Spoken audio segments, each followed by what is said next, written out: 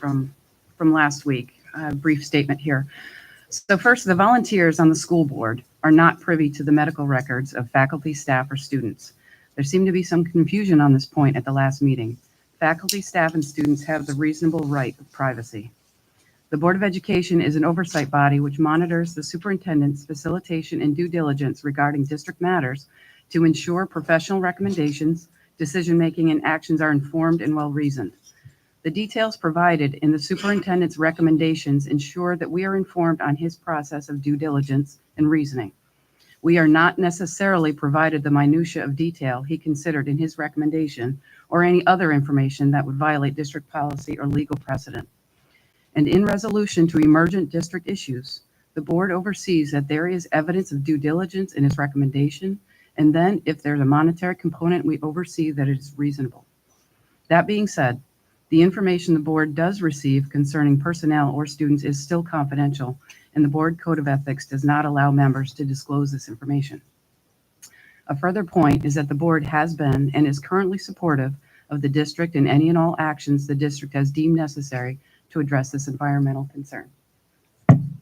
Thank you. Does any other board members have any comments?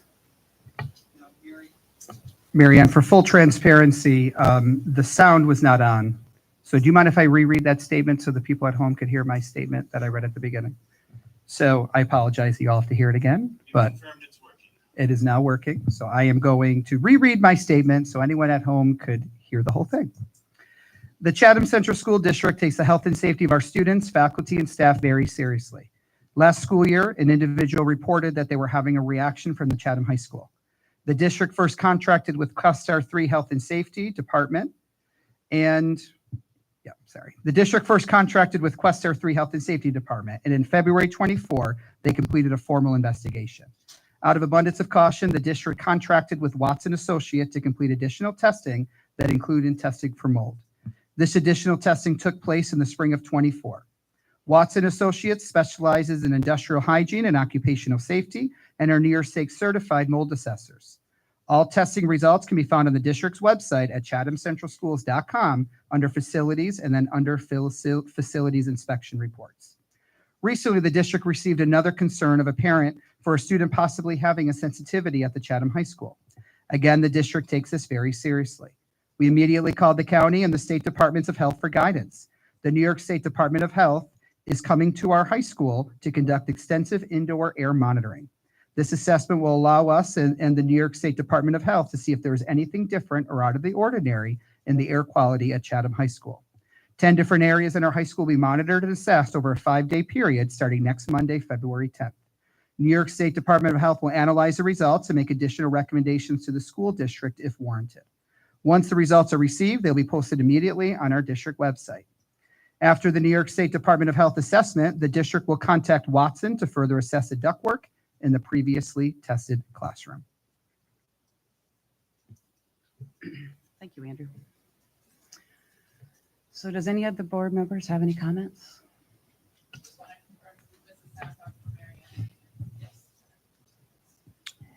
Just one other thing. I saw today that this is CTE month, which means it's the month where we're recognizing and honoring those students who are studying career and technical education. There are quite a few of them here, and thanking them for their hard work, and also the teachers who work with them both here and off campus. So CTE month, you're studying for the jobs of the future, and we appreciate that. Thank you, Linda. Anyone else? Okay, then we'll move on to the building and department reports. So who wants to go first in the building and departments reports? John? So I believe JB wanted to go first because he had to run. I didn't know how the rock, paper, scissors would work out, so it looks like John won there. Just make sure you turn the mic on. So we asked JB to come and do a report. He's going to do an analysis of some of the numbers, so that way we all know. And he's going to give a little update on our exciting merger with Ichabod for football. So JB, thank you for being here. Every board member has a breakdown of numbers from the fall, currently the winter, and I projected out the spring. But Obviously, projections are projections, but give or take, that's kind of in the ballpark range. You go look at the fall, they're consistent. We did not end up having a JV girls soccer team this year, which is why you see there was more on the modified. So we went mod 9. There was only 2 actually freshmen that played mod 9 for the girls. So I think that's kind of depending on the bigger number of kids coming through, each year might be different with the JV levels. Winter, pretty self-explanatory. You know, we ran all our teams. The big thing is we did get modified boys volleyball back. We haven't had it for 2 or 3 years. We have 11 eager 7th graders playing on that mod 9 team, so which will help obviously build the program, you know, continuous to fill those teams in the future. As Mr. Court said, we are in the process, started today. We interviewed 3 candidates today for the head coach position for football. We have 4 more interviews left this week to conduct for the head coach position. And then we'll move forward with the other positions once we appoint a head coach. Hopefully by the end of next week, we'll have an idea, and then we will post the other positions in coach course with the head football coach for other positions. We're still obviously dotting our I's, crossing our T's with moving forward, how things are going to work, all the above, but we're on the right path to make it a successful merger. We did merge this winter with bowling with Ichabod. Ichabod did not have bowling, so we took them. They asked about merging. We took them, and it's been good. Our bowling team has been better than it has been. You know, our numbers are pretty good. Yeah, I think we have 4 to 5 Ichabod bowlers. So it's helped us, and they're excited about continue to continue that merger moving forward.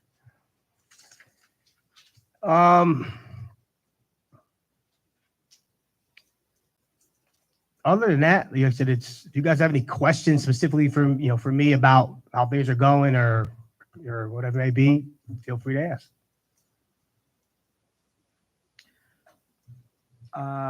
Yeah, I have a question. So I know we've had conversations over the last little over a year about how some of these programs might be at risk because of size. Mhm.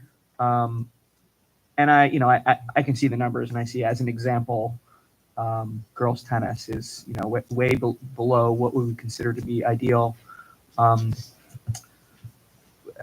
I don't know if below ideal means the same thing as at risk. So like what here, that we've been enjoying in Chatham is at risk right now. So again, when I put considered merger, I mean like a conversation. It's meaning that we're close to where, because again, you need 4 to win a match in tennis, which means if you only have 4, you're down 0-0. You're down 3 matches to begin with.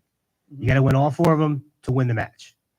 So obviously, if you have more numbers, ideal is 9 because you play 5 singles and 2 doubles. That means you can compete to win every single match, all 7 matches. When one person's sick, you can't win that match. But as a team sport, it is also an individual sport as well, because you can individually get placed in the individual or double sectional tournament. Where you compete against the entire section. So that's where it's hard to where we don't want to say we're not going to run the team, because we might have a kid who's pretty good in tennis, but you might only have 3 girls. But it's more like we're playing these matches so those girls can compete in the sectional level not as a team, but as individual. So again, when I say close or yes, meaning that, for instance, cross country, you need 5 to complete a team, like 5 females and 5 males. So last 2 years, we haven't had enough to compete as a team. So we know we can't win a meet when it comes to cross country right now with our numbers. We were close to boys, and maybe we can get another 1 or 2, and then we can have 5, because we only had 1 senior boy last year. So we're down to 3. They all come back. So if we can get a couple more, that would help. But it's one of those things where you got to love the run for cross country. So to answer your question, it's not far fetched. If we start going lower and lower, then it becomes you know, another school that might be 3 to 4 kids as well. That makes sense. Now we got 7 or 8 runners for girls and boys. Then it becomes, now you can at least go compete as a team to try to do well even at the sectional level. But again, we'll see what next year brings, and then we'll revisit. So just to clear that up, it sounds like cross country, both programs, girls tennis. You didn't mention boys tennis. Boys tennis. Well, last year there'd be a natural connection there, I would imagine, right? Maybe 6. I mean, like I said, we still can compete. The numbers aren't terrible. That's kind of about the average in the Patroon Conference. And outdoor track as well, you think is at risk, or not at risk, but maybe not ideal? Give or take, we've been kind of, our enrollment is now slowly starting to see the lower numbers in those bigger teams. But for instance, like modified track, we haven't ran in 2 years. I inquired in class last week, and there's about, I would say, 12 to 14 kids who are currently 7th or 8th grade that's interested in doing modified track. So I would bring that back to then hopefully some numbers will start to improve. But again, with the low enrollments, something's going to give at some point because of just the number of kids to fill the sports. Thank you.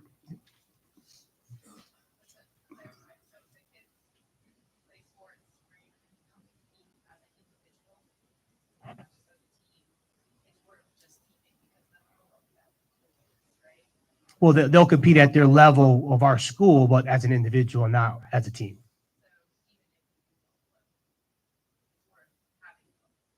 Correct. Like you said, and so you try to incorporate both if possible, because just pushing them to get better is hard when you're by yourself. It's a little bit, especially in that sport. I know we had some very not very deep conversations about other sports programs that had the same sort of risk situation as football, but we don't have a strategy right now to sort of analyze the rest of these programs, do we? Not yet, but it is an emerging discussion. And we did touch on it briefly, that this is opening the door to further discussions. The superintendents in Columbia County had talked fairly often, and maybe we could put together a strategy of paying attention to these things and trying to support. Now, I don't think we have to stay with the same schools, right? No, like I said, obviously it's got to work for both districts. Right, both people got to be on board, plus combinations and what. Right. I know if they're in Greene County, there's Coxsackie and Catskill merged for tennis. So it's everybody's in that same boat trying to save programs as well as just try to compete. I would think at least a feasibility discovery on tennis, cross country, and outdoor track makes sense. I don't know if there's anything else to add to that list, but Right. I agree with that. I do. Because we want to just keep offering as much as we possibly can. Add that to your notes, Andrew. All right. Well, thank you. I don't think anybody else has any other questions. Thank you, John. Appreciate it. All right. Thank you. All right, Mike. Just wanted to introduce Mike Olson, who is our technology director for the district, and he'll be sharing a presentation. Now, Mike, do I have to do anything to make this go live at home? Yes, you do. Share the Share screen, right? Share the second screen. You should see the. BOE. Is this called BOE Tech Update Yes. 2025? Make sure it matches. Okay, I am sharing. You're good to go. Okay. Thanks, Andrew. So this is my tech update since the start of school, essentially. I'd like to start out by thanking the help desk team. My help desk team is Trish, Aaron, and Harris. They worked really hard as usual. It's a typical, excuse me. I guess you might have to, it's in the, there's a line, it's a line of sight, so, okay. It was a fairly typical start of the year, a lot of, classroom setups and things like that. The construction at the high school was a little bit challenging, but we worked through it, it was fine. This year we had, since September, over 1,500 tickets. You can see there, 1,320 are already closed, taking care of those. The red represents ones that are also done. So the team's done a really good job of taking care of things pretty quickly. It's also really helped to have Aaron Perry is a Questar tech that we have 5 days a week now. So that's been really, really helpful to be responsive in our support. Andrew, okay, that's better, thank you. So this slide is about account management. As you can see, last time I spoke, I talked about account automation using a system called OneSync. We were in the we had just purchased the product and we were planning that. That is now complete. And I really want to thank Trish. She took this on and did months of video calls, hours at a time, working to implement this product. So what this does for us is every staff and student has a Google account, obviously using with Chromebooks, but also a Microsoft account. With this product, when a new student is entered into School Tool, our student information system, it automatically creates that account. It creates a Google account and it creates a Microsoft account. And for staff, it's WinCap is the source. So once a staff member is entered into our WinCap system, it connects with this and automatically creates the account. On the flip side, it also automatically disables accounts when students graduate or leave the district and staff leave the district. That's really helpful. That's the reduces risk slide bullet point there, because in the past accounts might be left open for a little while, especially staff accounts, until we're notified or we just don't do it in time, and that's a risk, right? So it also saves us time. We don't have to manually do anything over the summer anymore. It just happens automatically, and that's a huge time savings. So make sure that's all I wanted to talk about that. Yep, I would say that's it. Another key part is that the accounts are not accessible once people leave. They don't have access to that. So at the high school, starting actually January 27th, which I believe was a Monday, about a week and a day ago, we implemented a new digital hall pass system called Pick My Kid. We were using just Chromebooks with a shared Google Sheet for students to enter their information. It got real ugly real quickly. Ask Justin about that. This system there's Chromebooks in every room. It's in kiosk mode, which is just gives them access to what they need to see. You can't just go on the Chromebook and go on the internet. So the students are managing their own passes. Actually, if you can go on the next slide, Andrew. So this is what it looks like. Students are familiar with this. It's brand new. We've only been using it for a week, so there's been some hiccups, but we're working through those. I think in general, it's working pretty well. Students will ask permission, raise their hand, ask permission for a pass, go to the Chromebook, do their own pass, write their own pass. Can you go to the next slide, please? So what they do is they'll choose, whatever room they're in and where they're going. They have these passes have their time limits for them. So you can go to the next slide, please. So when a student actually enters a pass, staff can monitor the hallways in real time. So you can see this is showing that you could click on the active and see which, who's in the hallways at what time and things like that, where they're going, where they're supposed to be. Next slide, please. So this shows kind of what it looks like. I blocked off the names and stuff, but this shows active passes at the time that I took this screenshot. So it gives you an idea of what's going on. And the next one is if a student doesn't complete their pass when they get somewhere or forgets to. Like right now, that's happening. A lot of people are forgetting to complete their passes, and that's normal because it's a new system. It shows as expired. What that will mean once we're used to using the system, if you see an expired pass as a staff member, that something might be amiss. If they didn't maybe go where they're supposed to or whatever. So I hope that it's been working well. I think it's too soon to get feedback about that yet, but it's a good system, and it has good reporting too. We can get some information from it that would be valuable for the high school administration. This is only at the high school too. I'm not sure I made that clear. I think that was it. Next one, please.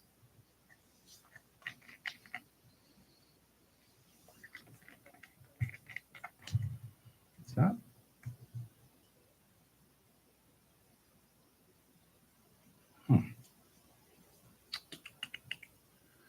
I don't know about that.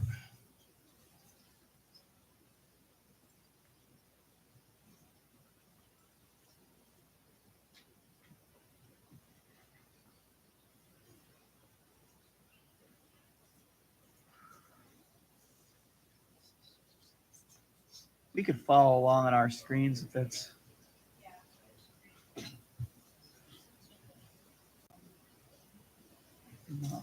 No, I just sign out and sign back in.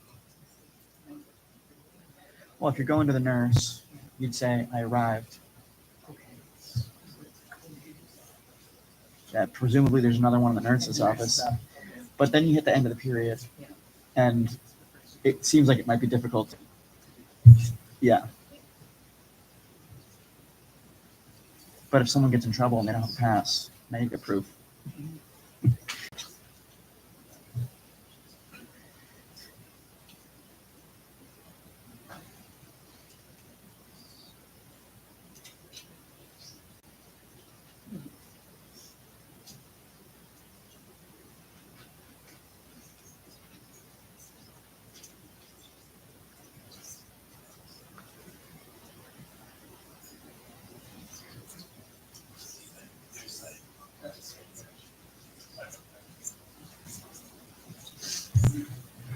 All right. So AI. We started using Google Gemini per Andrew's leadership. Conversations we had when Andrew came on board, we wanted to start being thoughtful about how we're using that. We enabled that for all staff in November. Organized a PD day in November for staff. And so staff, teachers, and staff are beginning to use Google Gemini. Are you all familiar in general with, think Chat GPT, right? It's a large language model. You type into it and you get a lot of information. It's like Google on steroids. So it's a really helpful and powerful tool, but we really need to be careful and thoughtful about how we're going to use this. And New York State Ed Law 2D requires us to be even more careful with PII, and especially with students. So this leads me to a future slide that I have about other updates with I just formed a tech committee, district tech committee. So we'll have administrators and teachers from every, oh, nope, I want to go stay on that one. I was just talking about oh boy. Okay.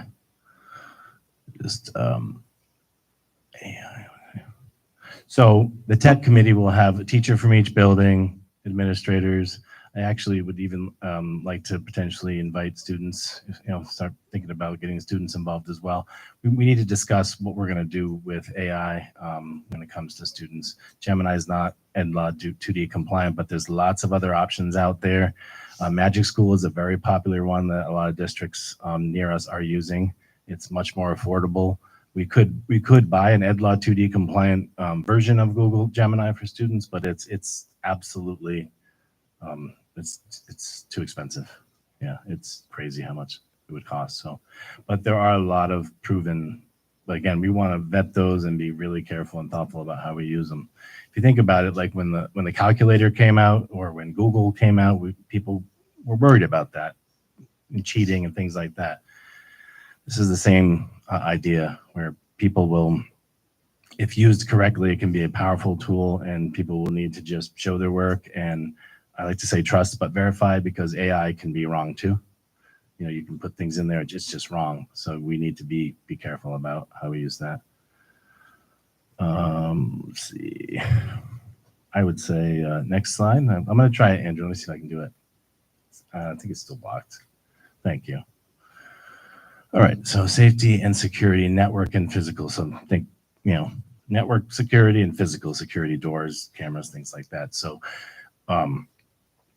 we started an outdoor cameras project, $100,000 project about a year ago, and it just got completed in mid-January.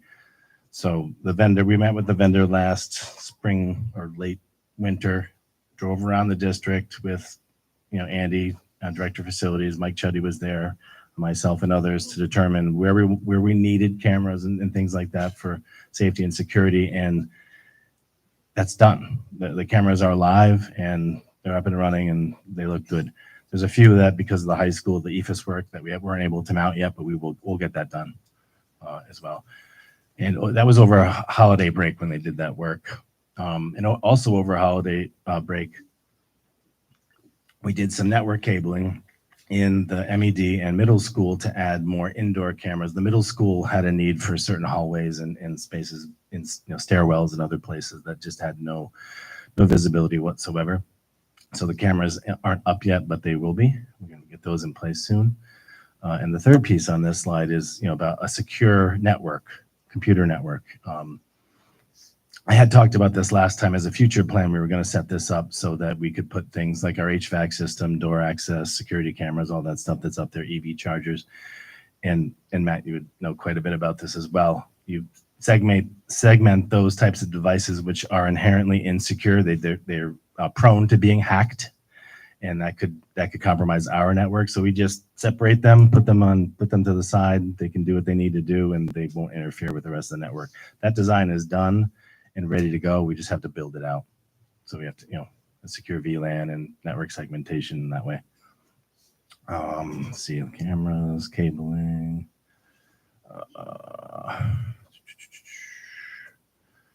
Yeah, so I think we can go to the next one, please. So some other updates.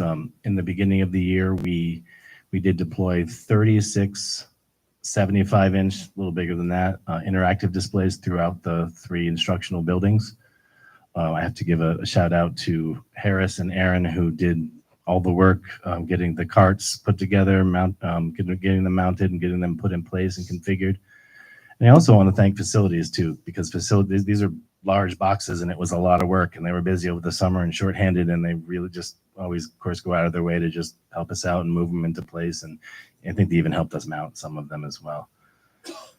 We also added some TVs for spaces that didn't necessarily need interaction, you know, on the screen, but a larger screen replacing older equipment. So we have about 50 of these. And on that November 5th PD day, I brought a guy in from California who works for ViewSonic to do training in this room. We had a bunch of them set up in this room, and teachers all came in and got some training on it, which is nice. And that was a beginning training. I'd like to try to offer some advanced training as we get more of these devices. And you know, we'll discuss that at the tech committee too, what the best way to approach how we're using that technology in the classrooms. Second thing on the list is the EV bus chargers are connected. So over the summer, 5 chargers for the electric buses were put in the bus garage parking lot, was dug up and all that. Those are ready to be connected to our network. So we'll do that soon. We'll get them on the secure network. They require that for monitoring from the central location in the cloud and updates and things like that. And we also added some Wi-Fi access points. I'm trying to look for the one in here, but wireless access points in certain areas in the district that we're lacking. We call it a dead spot, where like for example, the middle school faculty lounge didn't have one, and I thought it should. And there's other areas as well. So that was part of the cabling work that was done over the break. We'll continue to look for that and add more of those as we go. I recently met with Hannah from the public library about technology needs there. It turns out that they really need new computers. So we're going to get new computers sooner rather than later put in there. And then also we're going to be looking to get some updated wireless access points in there. So better wireless. So their wireless is kind of getting old. So let's see, what's in the Public Library Tech Committee? I talked about the Tech Committee. Our first meeting is on Thursday. So we'll be focusing on instructional technology and hardware. And Could you just share with the board the change coming from the state and some programs, your first topic of study at your tech committee meeting, just to make sure they're informed? Absolutely. So in March, Google is making a change for what's called Google Additional Services.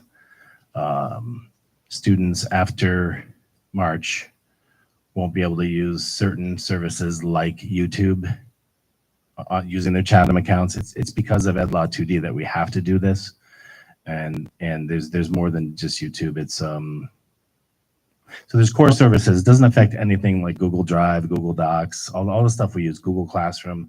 That's all, instruction is going to continue the way it is right now. But there's certain things like Google Earth. Google Translate is impacted, but there's lots of workarounds. And the whole point of the tech committee is to meet, discuss this, and come up with a plan sooner rather than later. Because the goal is, of course, is to not impact instruction at all. And so we're trying to focus on the most important pieces of that and make it so that things still run smoothly. It's sort of out of our hands. So the nice thing about having a tech committee is as these things come up, we'll have a committee now to review them of all different stakeholders, and also to make recommendations for instructional technology. So this committee will focus on instructional technology led by Mike. So it's a great addition to the district. Right. Was that clear about what's being impacted? I don't know that it was. There's a few things, but there's some, especially the Google Translate for our ENL students, and YouTube is a great tool, and it doesn't impact staff at all, by the way. So in terms of an instructional tool, if staff can certainly still show YouTube videos, put them in Google Classroom, students can see them, and there's lots of other ways to supplement that as well. So, and I think the next one is my last slide. So future plans. Our network equipment, so our switches that handle all the Wi-Fi that we use, and the PCs and printers and anything you can think of that is on a computer network. They're old, but they're viable, but they need to be replaced. So we're going to look to do that. I'm going to leverage E-rate and or Smart Schools federal funding to do that. We do have funds available. Just have to get that organized and get that going. So that's in the plans. We'll be getting a new bus camera system. We have an old one right now that's, again, works, but we have to use pull hard drives out, and it's very kind of not complicated, but not easy to use.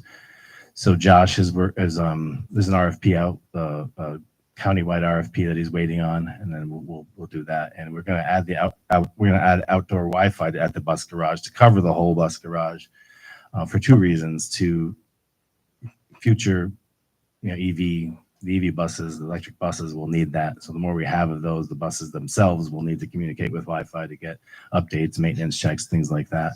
And also the new camera system, the way it will work is the buses will come in and it'll just automatically download, and it'll be available, and we don't have to worry about pulling anything off the bus. So we'll streamline that process for transportation.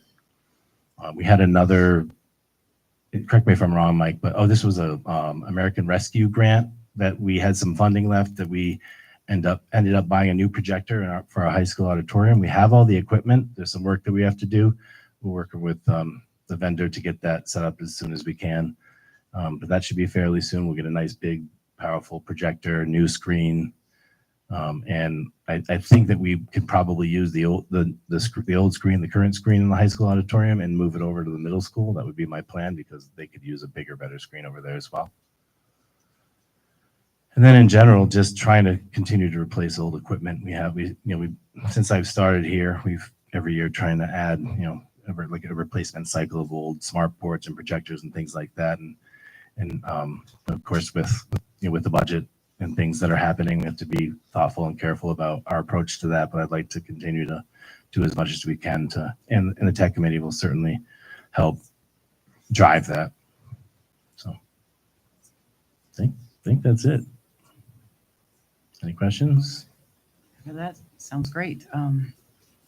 Are you going to invite some students to that tech committee? It just And then came you're up. gonna I met with the high school student government team about possibility of student Wi-Fi, which is something we're discussing. Mhm. And it just dawned on me that what a great idea. We should probably do that.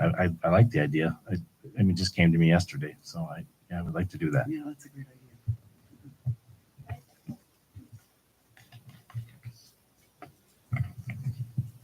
Talk a little more about the bus chargers, the bus chargers. We have 5, right? 5 stations now, Right. but unless we get the outdoor Wi-Fi in, will they be operable?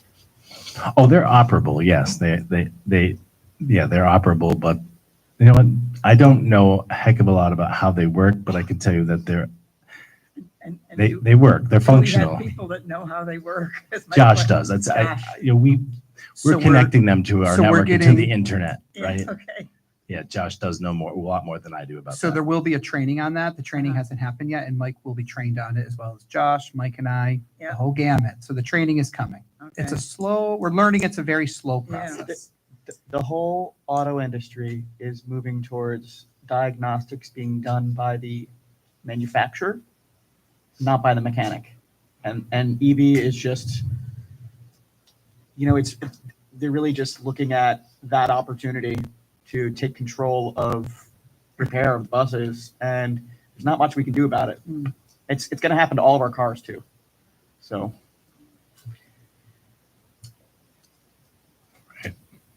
I have a question. We didn't talk about Chromebooks. We went through like this really difficult period of 1 Chromebook per child, not enough Chromebooks on the planet, learning to repair them. That's like actually a huge part of your job, is keeping up on that fleet maintenance. It is.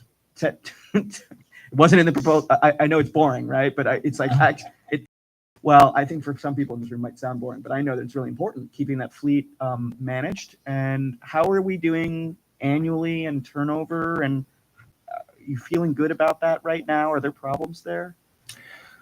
What are the challenges? There are some challenges with damage and how the Chromebooks themselves are treated, particularly at the middle school. That's just Not surprising. that, at the MED, they're in carts and they're used and they don't generally go home. Maybe the 5th graders are taking them, I think. The high school students are generally more responsible with them. In the middle school, it's just, we see a lot. I mean, so we're tracking that. We're trying to come up with ways to address that, right, and make it better. But it's, I don't want to call it the cost of doing business, but it is something that you have to carry around with you everywhere as a student, and it's fragile. I mean, I've considered cases, and maybe that's something we could do. We could do a trial of case, something to protect them. But there's turnover every year. There's loss every year, and again, I don't want to say cost of doing business, but it kind of is. I mean, I want to be really careful of that. I don't like that is part of it, but. Well, you didn't bring it up, so it sounds like that's a challenge that you've risen to, and it's not current operational headache. Well, I will tell you this too. I will give Harris credit. He does like to work on these things, and Aaron does some of it too. We repair them. So we found a partner called ChromebookParts.com. That's a pretty good value, and the price is right, and they give us volume discounts on parts. And there's certain parts that are frequent flyer parts that break, the screens, the bezels, the keyboard, whatever those are. So we try to buy those in bulk and have them and fix them, and we repurpose them. I don't know if I mentioned it. I know I didn't, but the Chromebooks that are being used in the high school classrooms for that digital hall pass system are the oldest ones that have been. A lot of them have been repaired, but they're still viable for just walking up and doing a couple of clicks, and they don't have to do much with them. So there's like what, 900 in the field, something like that. More than that with staff, it's probably more like 1,200 or 1,200. 1,100. So how many new ones a year is that right now? Since I've started, it's been, well, when I started, we had a grant for 450 and then I bought another 400. So we were in really good shape. But, I think that in terms of a replacement cycle, 150, 200 a year, maybe. That's actually better than I would have guessed. Yeah, I don't have, I can try to get better Well, numbers than that, but I'm that's, curious if we've reached like a normal, like a plateau there and we know what it is, because it seemed like we had no idea what it was. I think so. It feels like a known quantity. I don't feel like I don't know what's going to happen or where our numbers are. So in terms of like getting ready at the beginning of the school year, I know like for a few years that was really challenging. Like kids just wouldn't have machines for. Yeah, that must have been weeks. just before I got here. Yeah. But So I do feel lucky that I came into a grant for 450 Chromebooks. We had a decent fleet that were really good and fairly new. So right now we have about 1,200 that are good for another 5-6 years, as far as I know. I want to go back to the, and I know you guys are going to dig into this in committee around the Google services that may become unavailable. Is district staff generally aware of the nature of Gemini, that data in goes to Google and out to the world? I believe that was part of the PD training. I did not provide that myself. We don't have a policy yet, but basically if we don't buy the expensive version of Gemini Correct. and basically pay them extra dollars instead of ads, which is normally the way free stuff works on the internet, they get the rights to mine that data. And that's anything that goes into there and keep it forever. So it's important for staff to know, and we need to communicate this, again, probably about that. PII and specifically for staff, it's APPR data, right? That you need to just know not to put that in as a staff member. Don't put personal information in, nothing related to APPR. And that's how we are approaching it right now. And so, Okay. information is power. And that's why students are unable to use it. Okay. And nothing's ever forced to put in AI. It's a tool that teachers can utilize to support their instruction, but they shouldn't be, nothing identifiable should ever be put on the internet for any purpose of any program we're using. And that's how districts in the area are doing the same. They're Yeah. informing their staff, training their staff. This is how you should be using this. Fortunately, Go at nothing's private. Well, it's different than if you just put something in a Google Doc or Oh, in yeah. your mailbox, Yeah. which is reasonably private. I don't have any other questions. Okay, Thank you, Mike. thank you. That was great, Mike. Appreciate Thank it. you very much. Mike, can you come help me real quick on this? Because Okay, we're ready for Sasha, our student representative report. All right, this one's kind of lengthy today. So we are in the second semester. Third quarter has officially started, hence why there are so many students here. In Miss Keegan's government class, our midterm is having to attend a board meeting and then doing a little write-up about it. On March 30th, our art teacher, Miss Scott, is doing a prom dress drive at the Kinderhook Library. So students donate old dresses, and then all you need is a school ID to be able to get into the library and get a dress for free, which is great. Cross County Orchestra performed on Saturday, February 1st, so last Saturday. There were 10 Chatham students that attended. And then Jazz All County is this week at some point. I'm not sure the exact date, but there are also Chatham students attending that. The junior class is sponsoring their annual Queen of Hearts dance at the middle school this Friday. And on February 28th, the MED is hosting Tricky Trays and Cupcake Wars.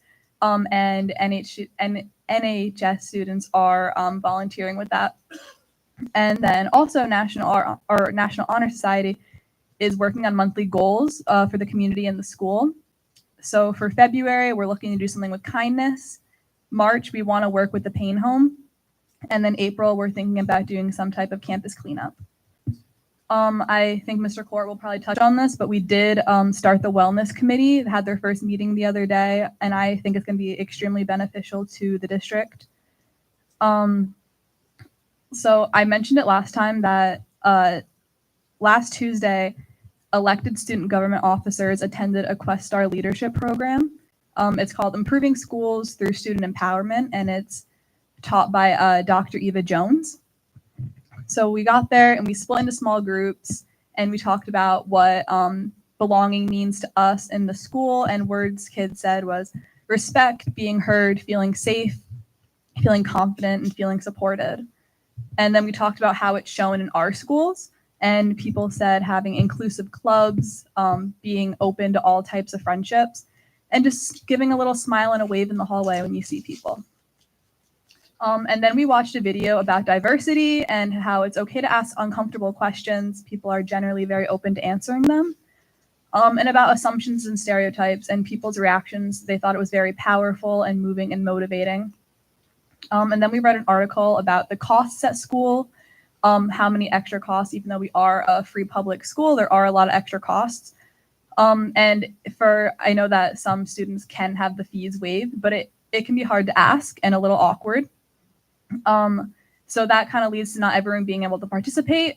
Some examples of extra fees are prom, dresses and tickets, yearbooks, school dances, sports, parking fees, college class credits, and class dues.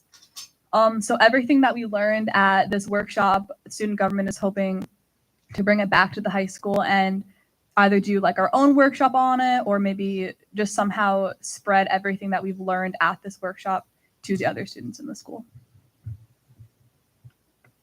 That's a great report, Sasha. Thank you. Sasha, first of all, I really appreciate hearing you help sum up what's happening in the other buildings. So I don't remember that previously, but that's nice. I have a question about that last thing you just ended with. Yeah. Is the current feeling that students don't know how to ask? You said it could feel awkward. Yeah, so I know like in for a National Honor Society, it's a $20 fee. But it can be waived, right? If the student can't afford it. But you have to go up to the leader and like ask for it. And I think that can be intimidating and vulnerable to students to have to go ask to not pay. Andrew, I would love to see a consolidated like piece of information that people could just, if you have any needs, like this is what you're supposed to do for the students. They should know there's a process, there's a way to do that. I think that this has been happening forever, but you're right. It shouldn't feel awkward. Shouldn't feel awkward. There should just be a normalized, whatever that process is, to do all. And probably it's the same thing for any of those programs, I would imagine, at least in terms of, okay, thank you for that request. I'm going to get you to whoever. Thank you. Anybody else have any other questions? All right, Sasha, that was great. Thank you. Okay, Andrew, updates from our superintendent. Okay. So first of all, I would like to welcome, I see in the audience, our new business teacher. She's still sitting behind me. This is Emily Kurtziger, who you are approving today as our new business teacher at the high school. Congratulations and welcome to Chatham. We're really happy to have you.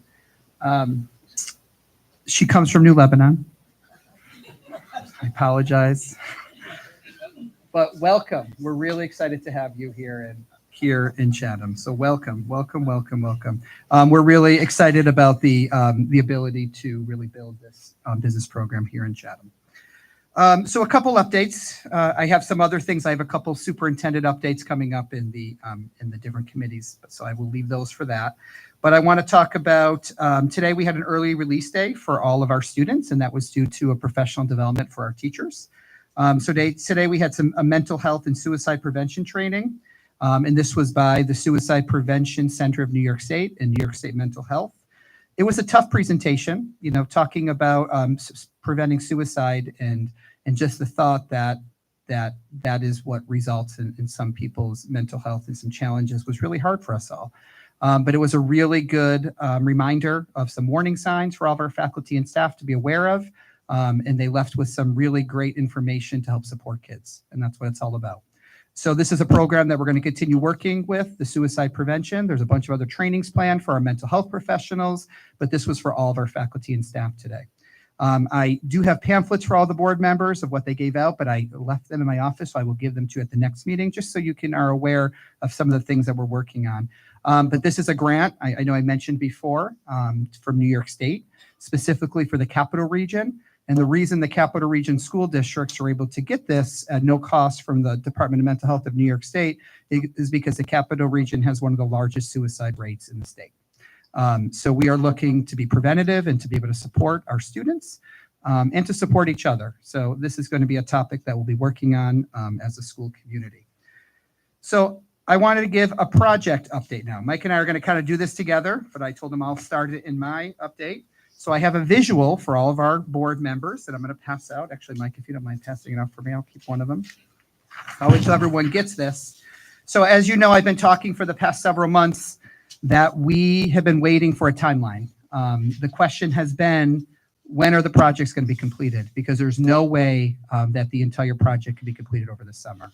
The real struggle with a capital project in a school is that you only have less than 8 weeks to complete it. And as we know, those of us that had projects in our homes, it often takes more than 8 weeks just to complete one bathroom. We're looking at several spaces, so it takes a lot of planning and organization. So what we've been waiting for is our project managers and construction managers have been getting all of our contractors together, because as we know, they often subcontract out to places, and they've been planning for weeks on what they believe is manageable to complete over the summer. So I'm going to walk you through what this looks like, and it's color coded. Those teachers that are here today, I will be, especially at the high school, we'll be talking about this at our faculty meeting on Wednesday, and I'll give everyone a copy of it. But if you look at the map, you'll see in dark brown, those are spaces that have already been completed. So we have 6 classrooms that have already been completed and a bathroom that's already been completed. So that is done. In red, you're going to notice that is currently still in the works. And the plan is that will be completed by summer. So it's going to be worked on this spring. There's a pause on all exterior work right now, obviously due to temperatures.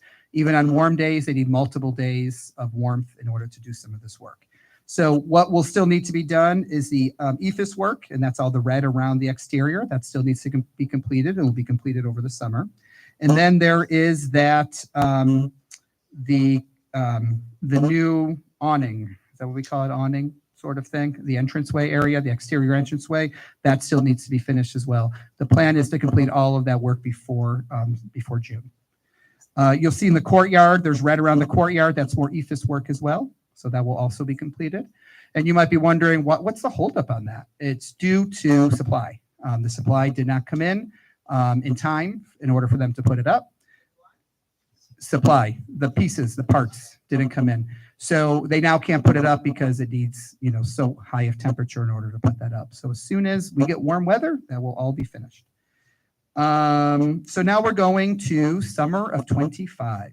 So you'll see the light brown. That is what will be complete over the summer of 25. It's a very ambitious project, but they are confident that this will be completed by the summer. So you'll see the light brown is our technology classrooms, our art classrooms, and all of our science classrooms will all be worked on over the summer. And then the 6 interior classrooms that are left over that weren't completed last summer will be completed this summer. And then we have classroom 106 will be redone. And then we have some bathroom work and then some lobby work. So that is all going to be worked on in summer of 25. Now you'll notice the tech classrooms, the art classroom, and the science classrooms, the only way they could do all this work is if they had more time. They can't do it within a 7-8 week period. So after the 16th, which is the last student day, we are going to start emptying out those classrooms. So those classrooms will not be available for students or teachers Regents Week. So on those teachers out there, we're going to be talking about the plan at the faculty meeting. We'll be giving you some time to do that, to do some packing. We're hiring movers on those days, and we'll be giving you a different space in the school to work during Regents Week. But we have to put those out of order in order to get the project done. They'll be doing second shift work, so there will be no work during the Regents testing because there can't be any noise in the building. So they'll be doing that after Regents and working through the night. to start that work right away in order to get the project done. So then we're going to go on to summer of 26. Summer of 26, we have,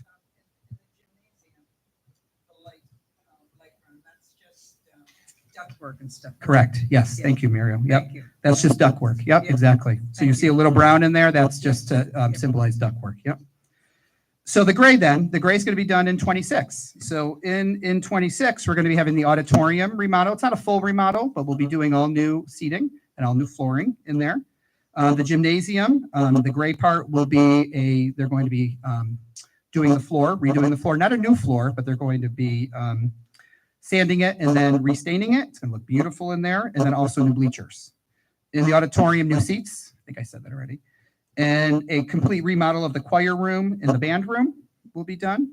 And then in the fitness room and then that Spanish room, that's going to be more just ceiling work in there, not a full remodel. Those have been updated already, I believe. Right, Mike? Been updated? So that will be done during 26. If you look at, I forgot to mention the lobby. The lobby is going to be worked on this summer. And that's just a kind of a cleanup of the lobby, freshen that space up a little bit. If you look at the hallway work, which is gray as well, that's a new ceiling and new lighting in there, and then some new wall work as well, new windows and that kind of stuff in some of the spaces. So this is a really good, I like how they did it. It's really easy to understand. They're committed to this. We're committed to this. Like I said, transparency is everything. If you heard me say over and over again, communication is what it's all about. We'll be meeting with all the faculty at their faculty meeting on Wednesday to share this work, to review it, and to talk about the moving plan. So that will be coming. So if you're a teacher here with millions of questions, please wait till Wednesday because we are coming to answer your questions. So we look forward to working with the teachers to help with this transition and to be open. And all of our students in there, wait till you see these new classroom spaces we're providing for you. It's going to be pretty cool. These are complete remodel of all these classrooms. So it's going to be really nice. We're looking forward to it. I can't think of any better place to invest than in classroom space. So that's going to be exciting. And we're doing it for the students because they deserve the best space possible to learn. Any questions about our facilities? All right, we're looking forward to this project. The last thing I wanted to talk about was air conditioning. We also had an air conditioning discussion with our engineers and our contractors. So we all know that we have a construction project, or we have a second referendum that came out, and that was to do air conditioning at MED. The unfortunate part is it went way over budget. So the community approved a certain amount, but the amount that it's going to take in order to do that plan that was planned out was $4 million over that. So it's really, rather than a less than a $3 million project, it's looking to be a $7 million project due to the bids that came out. So what we asked our team to do is we need to redesign that project because we need air conditioning at the elementary school. So they're working on that. It's going to be a complete redesign. The original plan was to do air conditioning from the ceiling up with ductwork, redoing all the ceilings, redoing all the ducts. That can't happen. It's too expensive. So we asked them to remodel it. So they're looking at, and they're going to be budgeting this out for us and coming up with a new plan to see what the new cost would be. They're looking to use the current structure of the heating system and adding air conditioning to that, which would then be a lot less construction, more just electrical work. So they're going to be pricing that out for us. One thing I've learned in facilities projects is you have to give them a deadline. So I asked for that information by the end of February. So we should be getting some numbers from them. So that way we can start planning ahead and moving forward on that. And then there's other options too. If that option is too expensive, there's some other things that we can look at that would be more cost efficient. What we decided in the MED, we're going to focus again on classroom spaces. We want those to be air conditioned. So we might not be able to afford to do the large spaces like the cafeterias and the gymnasiums because those get more costly, but we're focusing on the classroom spaces for air conditioning in that building. So we have to kind of reshape that project. That project will not be done over the summer. It will be done summer of 26, we're aiming for. So that is our update on facilities. Mike, did I miss anything? Okay. One thing I wanted to ask you, Muriel, I know you're the chair of our facilities committee. Would you like us to schedule a facilities meeting sooner than later?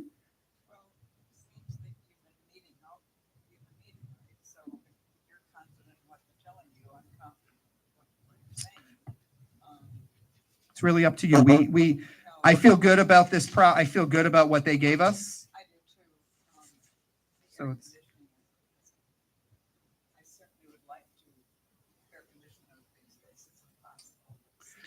so that might be a good topic for the facilities committee because they're going to give us a couple ideas and that might be a nice conversation for us to do. So you and I can talk about it at a different Muriel, time. I would like to know that someone from the board looks at whatever comes back from the state on those air quality tests, which is we're probably talking at least a month or two away, I would imagine. But whenever that report comes back with the action plan, I would like to know that our facilities, at the board level, is at least looked at whatever came back. But it's probably 2 months, right? We're not exactly sure when that will come back, but it could take a bit. Yeah. Hopefully sooner. I have a question about the funding authorization here. We're going to try to do value engineering on the design side. Are we aiming to stay in that current authorization window, or is that totally off the table right now? We have to stay in that current authorization window. If we wanted to raise that project, we'd have to go out for a new vote. But the current plan is to try not to give up on that and That's go correct. out for a new vote, but to try to value engineer that down. Try to value it. You're talking specifically air conditioning. Yes, Yes. yeah. Yes. Well, and that's the direction we gave them. We need to use what we have. I just didn't know how realistic that was to me. I think there's ways from what we don't know for sure yet. We'll see. We don't know for sure yet. We're hoping. We're optimistic.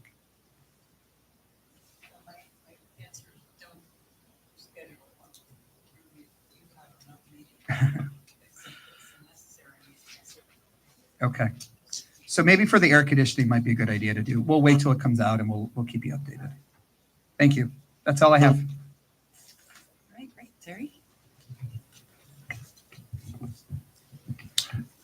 For tonight's academic update, I wanted to share a bit of progress we're making in the district MTSS process and give you a concrete example of something that we've been working on.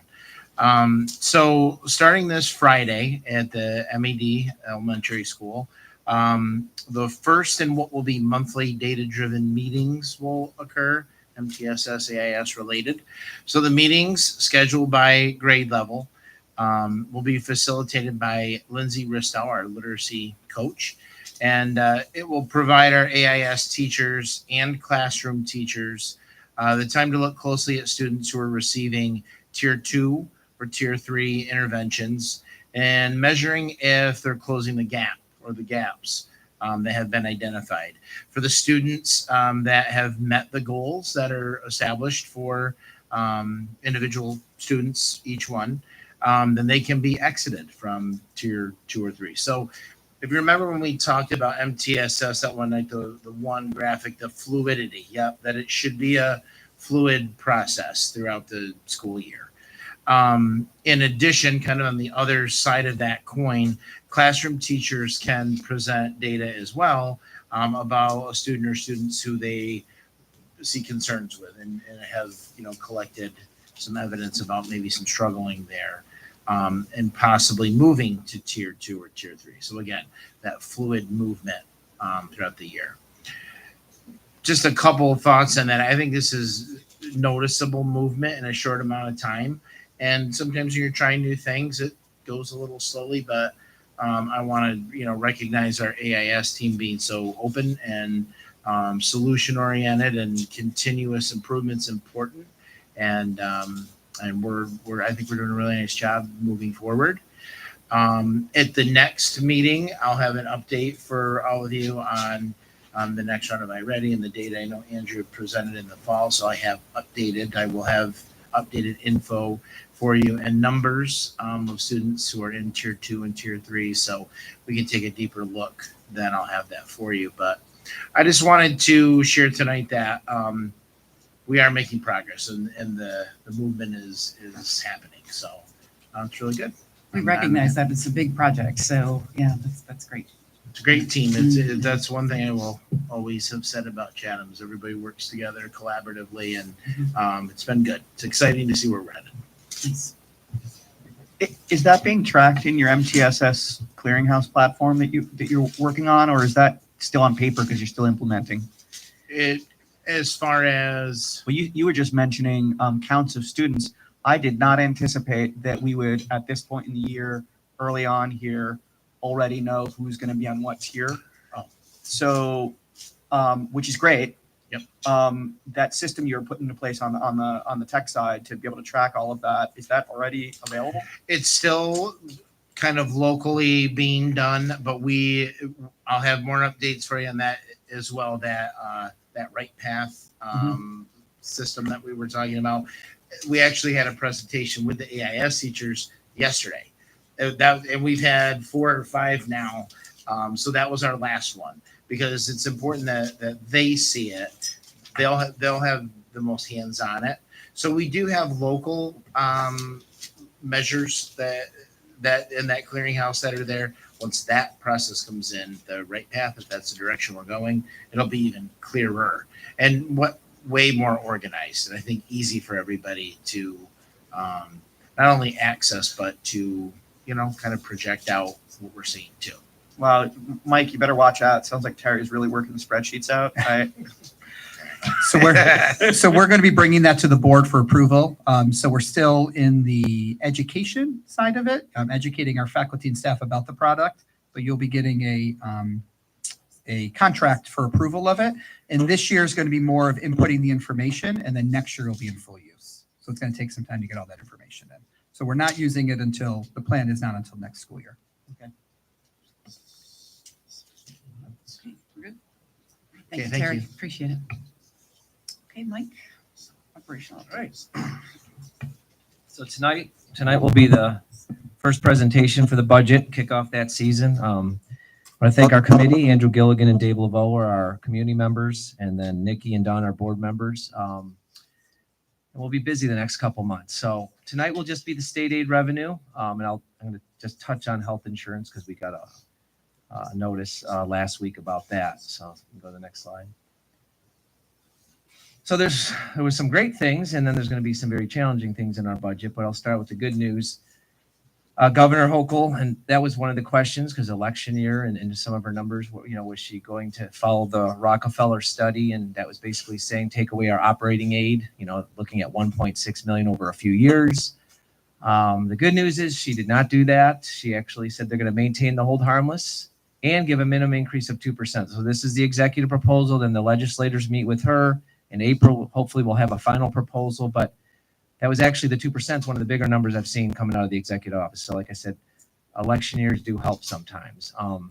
The other side, which Cuomo attacked a lot, and she has not, is the funding of the expense-based aids, BOCES, transportation building. So that's a positive. There was some years of getting, eliminating them or really reducing them. So those are two great things for the districts in the state. Increase of school aid of 1.7 billion. So that's, all schools and for the total number of 4.75%. So what does that mean for Chatham? If you go to the next slide, foundation aid, or that's to run our operations. Like this is the big one to, deal with inflation and our costs every year. You can see 106,540 increase on the top line from budget to budget. That's the 2%. And then residential placement, local share, those are our special ed students that are residentially placed. We have to pay a piece of that cost. So it's based on the number of students. So we went down a student, so it's a couple students. So it looks like we're going to gain 20,000 there. So, and they take that out of our foundation aid. So foundation aid, budget to budget, 126,540. So instead of looking at possibly an $800,000 or $700,000 cut, this was great news. Now we'll discuss the challenge that we're going to have to face. Next slide. So unfortunately, we had a couple of our reimbursable aids drastically get reduced. So I'll start with the first one, the private excess high cost. That it's $29,000 increase, pretty flat. I'll have to review that with Mr. Simon because they do a historical average of students. I got to look at this year's students. I think it's trending there, but what that is, private excess cost aid is special ed students that go privately placed. We get a percentage back on those students. That's the majority of that number. High cost, you got to hit a threshold of, I think, almost $90,000, and you get a small piece of that. So those are high cost students in our school or at BOCES that are public placements. That's been trending about where we've been. But the next two aids are the big reduction. So BOCES aid, we are at 818. We're actually projected to get about 870,000 this year. You can see 640. So it's over $220,000 loss. Budget to budget, 171,000. And I'll talk about why. And transportation is another huge cut, almost $200,000. It's actually a little more if what we're supposed to get. So between those two, you're probably looking at close to, it's almost $450,000 what we would have gotten to what we're getting. So the big issue is when we did the revaluation, our property values have gone up significantly in Chatham.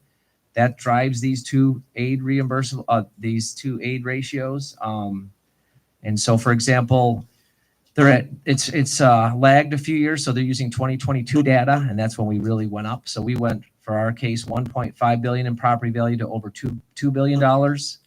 And compared to the state average, that significantly impacted our numbers. So BOCES aid, I've been here 13 years, we were getting 50%, 49%, all those years. We dropped to 36.6%.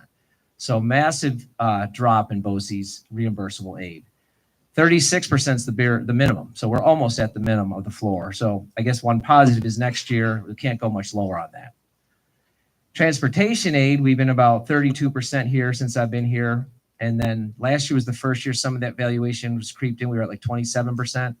We dropped to 18.8%. So another, over 200, if actually what we were supposed to get, we're probably looking at $240,000 loss in aid. So those two numbers, because of the valuation, and actually our valuation, if you go to 23, it's going to be even higher, and 24 is higher. So these numbers aren't going to turn around on these formulas. High tax aid, we still maintain that, and that's been flat for, 20 years, so that's positive. Computer hardware aid went to zero because now we only got $2,400. That's not a significant thing, but it's because of our wealth. And then library software textbook aid, actually you see a slight increase there. The next one, building aid, dropped 223,000. Our aid ratio did not drop on that. What that is our projects fell off. So our state aid fell off, but our debt fell off. So there's a corresponding cut in our expenses. So this didn't impact us. That's really not an impact to us. But total state aid, $431,000 drop is significant. And those two reimbursable aids is going to make a very challenging budget year. Like I said, the positive news is we're not dealing another 800,000 loss on operating aid, which they were discussing. That would have been extremely significant. So what does that mean? I don't know if I have another slide. No. So what we are going to do, and then one other piece of news, we've been having health insurance meetings. So our health consortium rates haven't increased significantly over probably the last 5 years. With COVID, we were expecting big increases. Well, the increases are coming now. So we were warned, and the trust ran a deficit last year, and we're in BOCES trust with 23 school districts.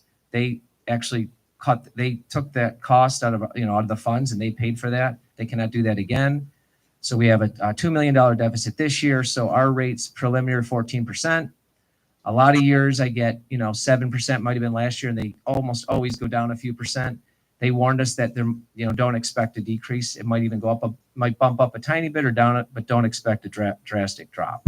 So they did warn us on that. Obviously 14%, or if it ends up 13%, is going to add a significant amount to our budget. So the loss of aid in that alone we're going to be looking at probably $1 million deficit. And we had to issue debt. So what I did with the debt, because for our project, we're not getting aid until that's done. So we're going to have to balance some years. So I did an interest-only payment. I'm going to issue debt in March. I think we're going to do March or April because we need the money. We're going to do interest-only for a year, so that won't significantly raise our tax cap. And we had an issue if we don't go to the cap. So we're going to do that for a year, and to get through this. The positive for our district, if we didn't have any reserves, then we would be in major trouble. But I have contingencies in the budget that I'm going to pull out, and we're going to have to start using some reserves. And then I talked with Andrew. The next 3 years, it's really going to be, we're going to be looking at a lot of different things. We're going to do this over time, through 2, 3, 4 year process. We don't have to rush in and cut major cuts or anything because we have reserves. So we're going to have to see what we can do over the next few years. And we're going to have to look at really everything. So that's the news. But like I said, if it was the 800 more on top of it, that would be huge. So we can manage this over the next few years, and we're going to have to. And we both have experience doing this in my other district and his district. So It's not something we haven't seen before. So that's the news on the budget. So we're, as a district, we've been talking with our administrative team. We'll be talking with all the colleagues and looking at everything, having conversations about everything. But I don't want anyone to panic because we do have, due to the district's really fiscal responsibility of really looking at reserves, that will be able to support us. But I want everyone to know that reserves are really just a Band-Aid because it's a 1-year coverage. So we need to strategically use our reserves for many years. If we just said we're going to use all the reserves for this budget, that would make a bigger deficit. So we have to look at a combination of everything, and that's what we'll be doing. We'll be analyzing our taxes. Mike will be talking about that next time to see what our tax cap is, and there'll be conversations in every area for the next several years to come. So it's going to be a community initiative. This is something I've had to do before, in past districts, but it really takes a whole village to work through a difficult budget, and that's what we'll be doing as a school community. And I want to just thank Mike for I've been incredibly impressed with how he's been able to maintain the budget and prepare the district for when things like this happen.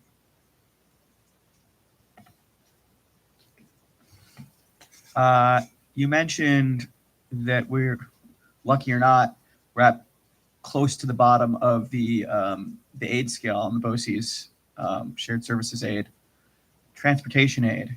If we creep up from a 2 billion val to 2.2, 2.3, 2.4, what happens there? That can drop more. So we're not at a floor. I'd have to check. I'll look if there's a floor on that one. BOCES has a floor right now of 36%, and we're at 36.6, so we're almost at the floor. I'm not sure unless transportation might have 10%, but I'd have to check.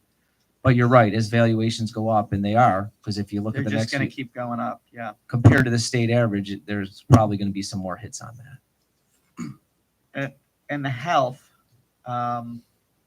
I don't know if we have projections going out the next year or two, whether there's state or federal data, or whether the trust has some data. Is this a one-time? I know that you said last year was bad. They ran a deficit. They used reserves. This year, they're not able to do that. But are we looking at it? Yeah, so I'll review the health when we go through the final numbers, because I'll go through where we have been. But honestly, when I first came here, I think we were 11%, 12. We were actually in a higher risk bucket. Thank God we're not in that bucket now, because we might be looking at 20%. But I'm going to trend it to averages, and we're trending well on the whole. It's just hopefully this is just a spike. The consortium, the trust, is actually they're trying to obviously negotiate more. They're actually going to bring in some outside consultant to look at all the bills that were paid and make sure everything's correct, because that is because we've had a deficit the last few years. We were running surpluses before that. So hopefully you're right. You can't continually have spikes, but I was looking at national trends. We've been below the trend, so sometimes you're going to catch up on that. all right? Also, So and we have remember our health plan is a very high premium plan. no indicator that this is a one-time correction from what you understand. Yeah, I'm hoping right that now. obviously that's one time, and I'm hopefully not, can't deal with this every year, obviously. So For anyone that's not aware, we ran a period of 6 years, about 20 years ago, where we were looking at 15-20% year-on-year increases in health, and it was really scary. This is what created the ACA, and we thought maybe we had that problem solved, but it's scary because we really can't pay for if it does that again. yeah, some will have to manage. I'm just looking at all the students. I just want to give you guys this is tricky stuff to understand, isn't it? So I just want to let everyone know that, the reason that we're looking to get less aid is because what the state looks at Chatham and our homeowners, they're considering our area a wealthy area due to state average. And what that is based upon, it's based upon how much homes are worth and how much people that own the homes are making. So just to give a comparison, we really work with 22 different districts throughout all 3 counties, which is Rensselaer, Greene, and Columbia. And the way the state looks at wealth ratio, Chatham is considered out of all 22 districts, we're considered in the top 3 wealthiest districts in our whole region, in Rensselaer, Columbia, and Greene County. And like I said, that's due to how much homes are worth in the area. And being that Chatham is densely populated, meaning that we don't have a ton of homes, right? They're kind of all spread out. it makes us look even wealthier because we don't have tons and tons of neighborhood and industry. So when a district or when the state looks at that and they look at that ratio, they say, oh, we don't need to give you as much aid because you're wealthy. So the taxpayers are going to have to pay any difference. That we're not going to give that to you. We're going to give it to districts that don't have as much money. But that's not always the case. Just because some of the homeowners are wealthy doesn't mean that the students coming to our district, are wealthy necessarily. It's a mix, obviously. So what we need to do is we need to look at the program and we need to advocate that our kids need, these funds. We need to support our students that are here. And our students need more support than ever before, through this day. So it's something we're going to advocate for as a district. We're going to budget. We're going to look to see what we need to spend our money on to support each and every one of you. Any of the students have any questions on the budget? Because I know it's complicated. I want you guys I want you to understand what we're talking about when you're here. Yeah, you can. So the top 3 districts are right now are Taconic Hills, New Lebanon, and Chatham. So the top 3 wealthiest districts, according to Property Wealth. Again, we don't make the formula. This is made by New York State. Which doesn't mean the kids are the wealthiest, unfortunately. Yes, that's what, yeah. And it doesn't mean that people go into our school, it doesn't work like that. We have many multi-million-dollar properties in Chatham with people. And as you know, if living in Chatham, you probably have heard that we have a lot of people moving in here from other areas, and a lot of the homes that are in our area are second homes or third homes or fourth homes or fifth homes. So that really skews our numbers. Good question. Okay, does anybody else have any other questions? All right, let's move on to board committee reports.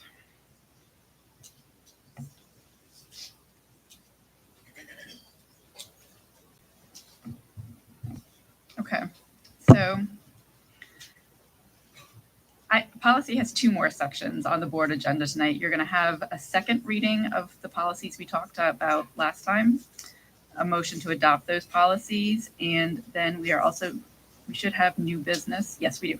New business, which will address the charters and actually another policy. So I guess I'm going to kind of do the second reading right now, essentially. The second reading that you'll see is for policies 100, 115, 52, 51, and 95, 20.6. We saw all these at the January 15th meeting, I believe. And just to recap, so policy 100 is the non-discrimination policy. And the main updates to that were we added the sections on website accessibility, and we made reference to the grievance process within the policy. For policy 115, honestly, the biggest change to this one was that this used to be called the Dignity for All Student Acts. And we were concerned that parents or community members would have, if they were having bullying issues or harassment issues, would have trouble finding it. And so we have renamed it NYSBA's suggestion of student harassment and bullying prevention and intervention policy. 5251 is the fund drives policy. This one actually we talked about in December. We had like a whole discussion on December, but we had never actually brought it for first reading. And so that's why it ended up on the January agenda for first reading. So this is a second reading. This had to do with the process and procedures that have been put in place within the district when organizations are having fund drives, the process to go through